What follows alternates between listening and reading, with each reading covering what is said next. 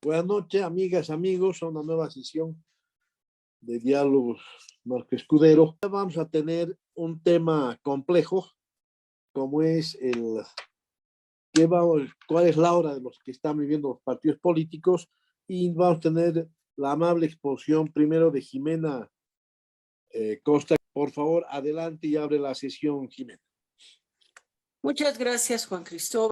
Arranco con el diagnóstico de dónde están para después plantear algunas razones por las que están ahí y, en tercer lugar, intentar unas sugerencias de qué se debería hacer para cambiar la situación. Lo primero, estamos con 11 organizaciones políticas en realidad 11 partidos, porque el Movimiento Demócrata Social, que era una agrupación ciudadana, ya ha hecho la transformación a partido dentro del plazo que le puso la ley 1096, de tal manera que tenemos 11 partidos políticos que estaban habilitados hasta el 2021 para postular candidatos. La última información que saca el Tribunal Supremo Electoral es que después de que todos presentaron sus documentos hasta diciembre del 2021, si no me falla la memoria, para adecuar sus estatutos a la ley de organizaciones políticas, sobre todo en aquellos temas de paridad y participación de mujeres. Solamente 4 de esos 11, no estoy segura si los 11 han presentado, porque la información del Tribunal Supremo siempre es medio tortuosa para entender, no es completamente transparente, pero de los que han presentado, solo 4 han cumplido con los propósitos de la adecuación, razón por la cual están con la personería jurídica habilitada. El resto tiene algún tipo de problema, o porque no han presentado una actualización de sus dirigentes, de sus comités centrales, de sus dirigentes nacionales, departamentales, o porque no han adecuado los estatutos. En particular, son estas 2 razones. Entonces, quedan ahorita con posibilidades de actuar Unidad Nacional, el Movimiento Demócrata Social de Rubén Costas, el Movimiento Tercer Sistema de Félix Pazzi y el FRI, por la actualización que hizo Comunidad Ciudadana, porque tengo entendido que ha sido una acción conjunta de la alianza, no solamente del FRI. El resto de partidos, incluyendo el MAS, están con algún tipo de problema. Y por eso, cuando el Congreso anunciado en la Laucaeñe, más el Cabildo en el Alto, etcétera, habían varios discursos respecto a que si no se valida la nueva directiva del MAS, es decir, la que se ha elegido en la Laucaeñe y la que pone a Evo Morales nuevamente como presidente del partido, si no se valida eso ante el Tribunal Supremo Electoral o se desconoce el resultado de ese Congreso y, por tanto, la elección de esos dirigentes, el MAS sería uno de los partidos que podría perder la personería jurídica.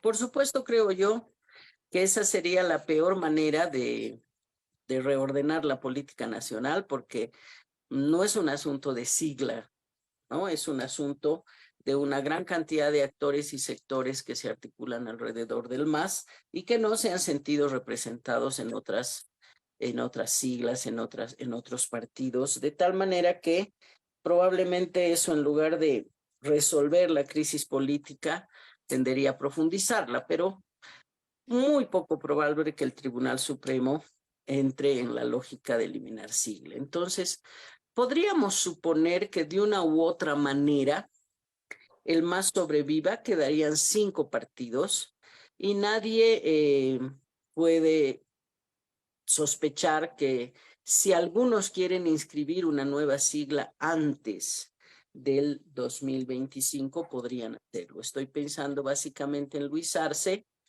que creo que no se va a quedar con el MAS, pero probablemente pueda rearticular el IPSP o inscribir con una sigla distinta al IPSP, no lo sé. Y como cuenta con mayoría ARCE en el Tribunal Supremo Electoral, es probable que puedan habilitar nuevas siglas. Tengo grandes dudas de que otros grupos de ciudadanos que quieran habilitar sigla tengan oportunidad.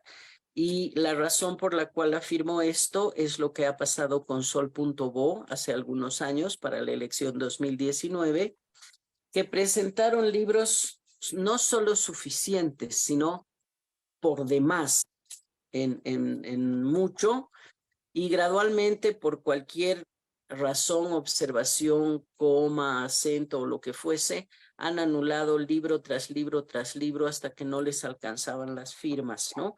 Razón por la cual Sol.bo no llegó a ser un partido nacional. Entonces, podríamos suponer que va a haber algunas limitaciones para el resto de ciudadanos, pero que, creo yo, ARCE podría inclusive inscribir una nueva sigla. A pesar de ello, ¿cuál es la situación general de todos, incluyendo los inexistentes, suponiendo que van con ARCE?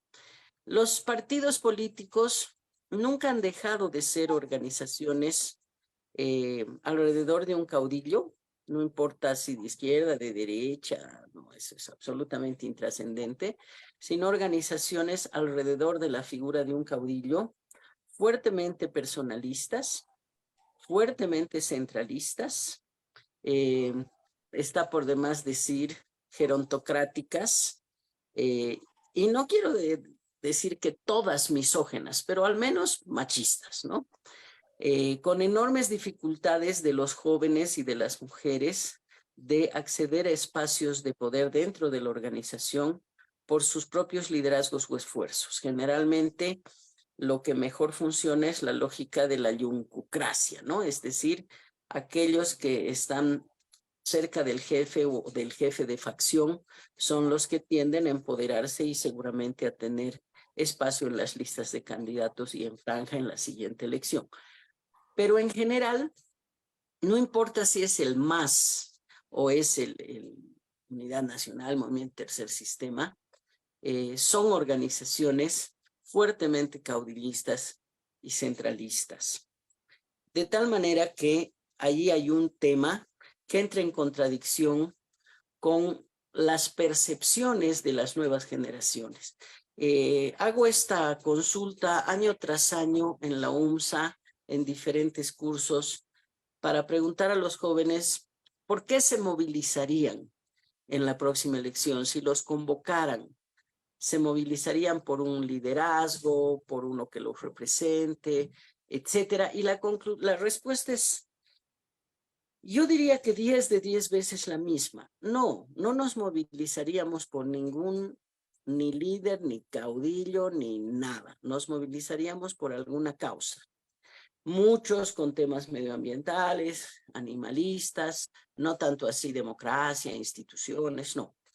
Pero lo que estoy diciendo es que los partidos siguen bajo esta cultura política, creo yo, dominante, que es profusamente caudillista, personalista, centralista, y la sociedad en alguna medida está cambiando. Le está costando más al sistema político adaptarse, adecuarse a los cambios ideológicos y culturales que ha atravesado el país en los últimos 20 años que a la sociedad. Entonces hay más ciudadanos que dicen, yo movilizarme por el Evo o por el Mesa, no importa por quién. No, dice, la cosa es movilizarse por cosas en las que uno cree, que te llamen a querer salir a la calle o a hacer activismo, etcétera. Creo que ahí también los partidos políticos tienen una limitación, ¿no? En general, se han convertido en partidos electoralistas que se organizan y reaccionan y se activan para la próxima campaña, pero pasa la campaña y si no han alcanzado un cargo público, un municipio, una gobernación o algo en el Parlamento, se desmovilizan de manera casi completa y en caso de que ganen, se mezcla la vida partidaria con la gestión pública. Y obviamente por la situación siempre acaba la vida partidaria siendo absolutamente secundaria respecto a la gestión pública porque tienen presiones, tienen plazos, tienen limitaciones de recursos. Entonces, la vida partidaria pasa a ser siempre secundaria cuando ganan y están en gestión y cuando pierden se desmovilizan por completo. Es como que hay un ejército de ciudadanos que se activan en campaña para uno u otro o varios partidos. Yo lo puedo firmar aquí en La Paz, gente que he visto haciendo campaña con Unidad Nacional y a los 2 días lo veías haciendo campaña con el PDC y otro día haciendo campaña con el MAS. Una señora sin ningún rubor una vez me mostró así media docena de carnets de partido. Me decía, no, es que Jimenita hay que apostar a varios. Lo importante es que cuando gane alguno, voy a tener certeza de que a mi hijo le van a dar un trabajo estable de 5 años. Entonces, ¿qué es lo que estoy diciendo? Que no es de llamarnos la atención que esa militancia permanente de las campañas suele ser bastante, en realidad es prestada nomás porque circula entre diferentes organizaciones políticas. Estoy introduciendo un tema adicional en esta parte que es el hecho de que siempre cuestionamos también que los partidos son prebendales, que son clientelares, organizaciones patrocinadoras de cargos que buscan llevar al líder a un puesto de decisión para que luego reparta los cargos entre su séquito. Esa es la definición de Weber de partidos, no es mía, es de Weber, de Max Weber, está en Economía y Sociedad. Y es bastante cercana a lo que vemos. Sin embargo, los partidos no son así porque quieran simplemente repartir cargos a cambio de apoyo o que tengas que repartir algún tipo de bienes o alimentos o cemento o lo que fuese para lograr el apoyo, que tampoco les dé eso ninguna garantía, sino porque la sociedad lo demanda. Entonces, analizar a los partidos no puede estar desconectado de una sociedad que tiene cierto tipo de percepción y de comportamiento frente a los partidos. He visto casos de que quieren entrar a proclamarse, a explicarnos aquí a la comunidad qué nos van a traer, qué nos van a dar. Si quieren entrar a la plaza de la comunidad, del municipio para hacer campaña, algo nos tienen que dar. No importa qué partido, a todos. Y luego en la asamblea deciden a quién van a apoyar. Es decir, ni siquiera la prebenda les garantiza algún tipo de apoyo.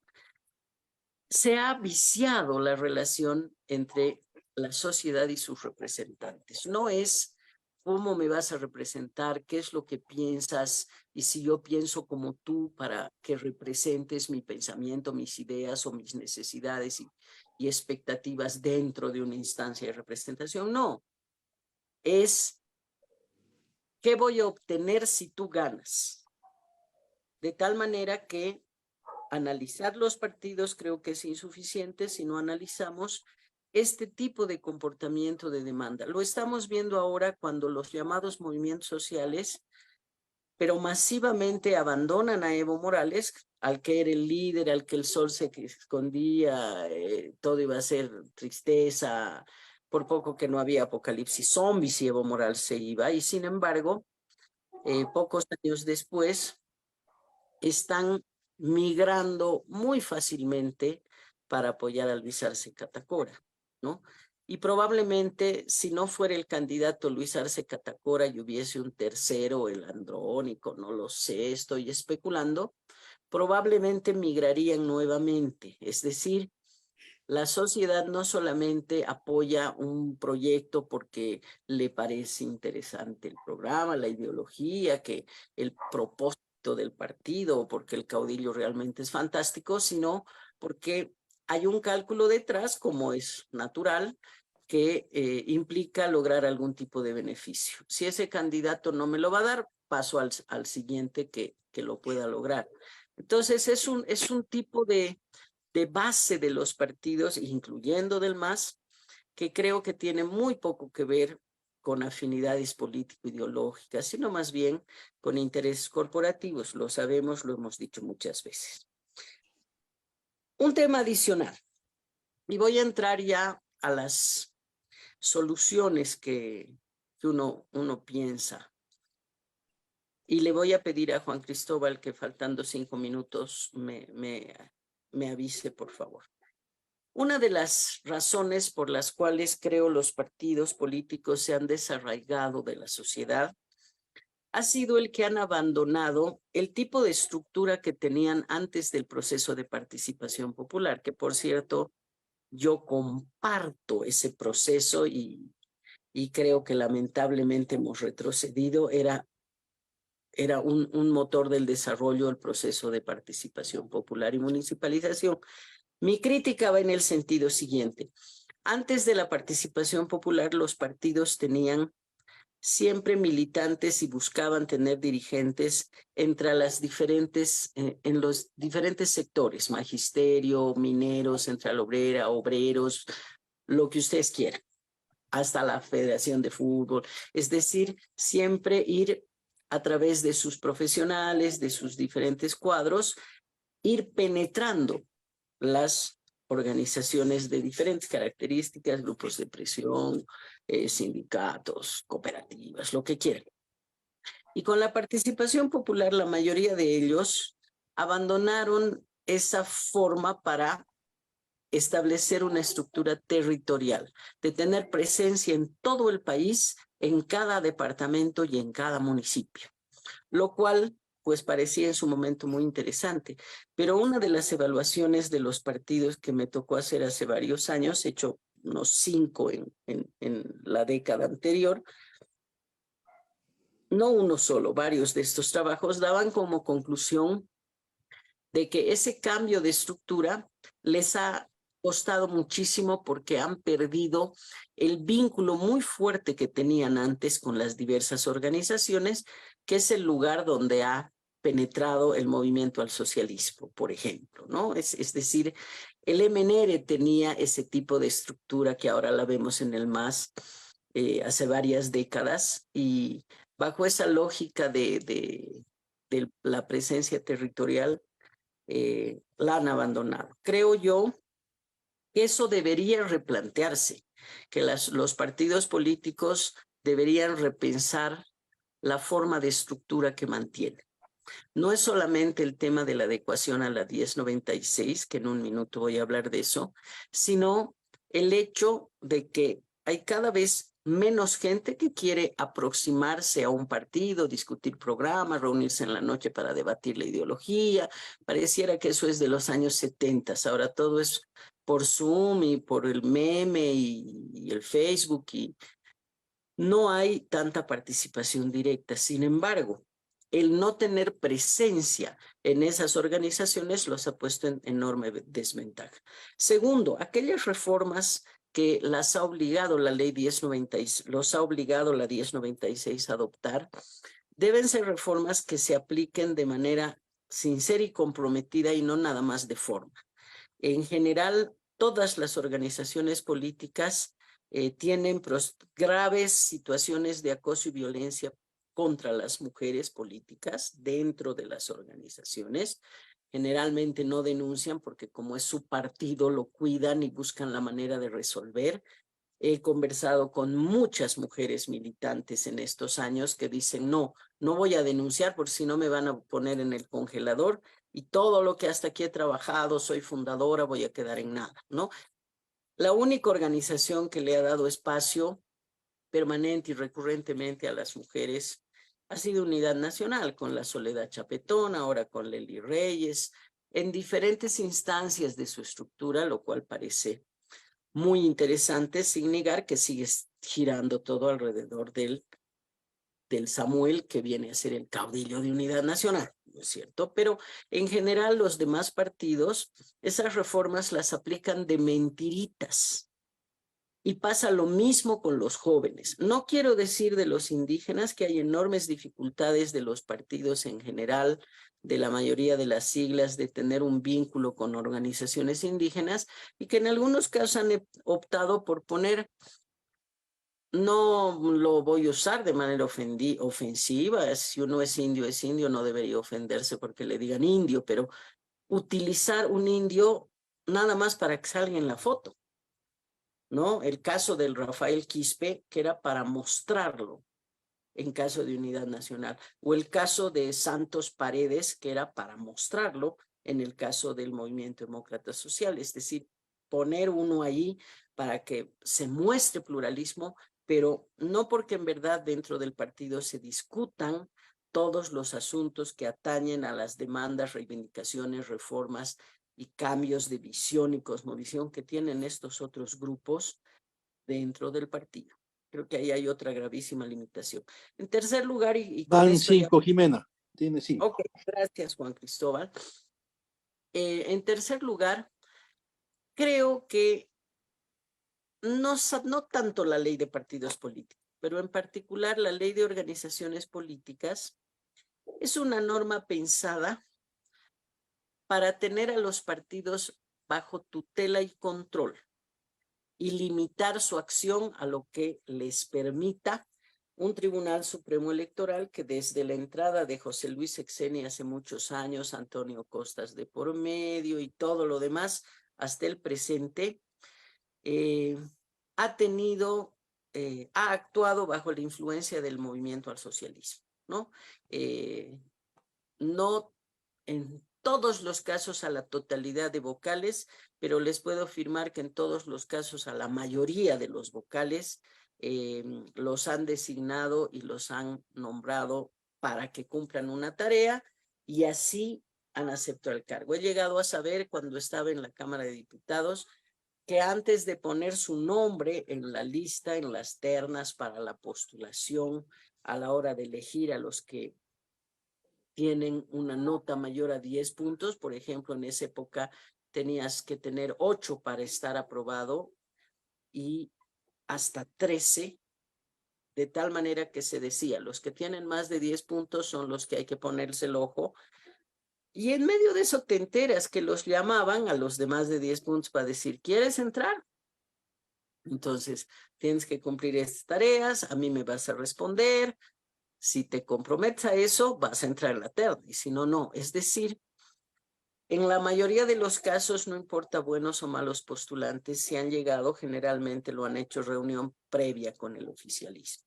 De tal manera que puedo insistir en que esos tribunales electorales no son independientes y por tanto que tienen un sesgo a la hora de que se cumplan las normas, tanto la ley de régimen como la ley del órgano electoral, como la ley de organizaciones políticas o la ley contra el acoso y violencia política.